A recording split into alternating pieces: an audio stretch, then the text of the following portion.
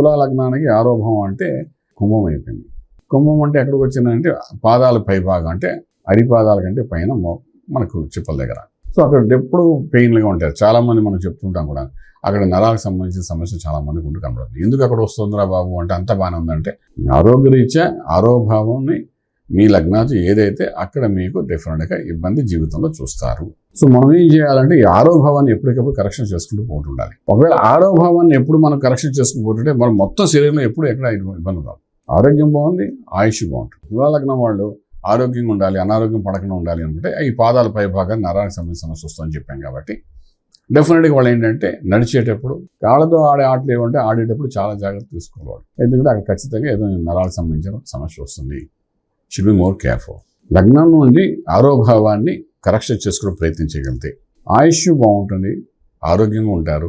అంచేత అలా కరెక్షన్ చేసుకోవడం ప్రయత్నం చేయండి.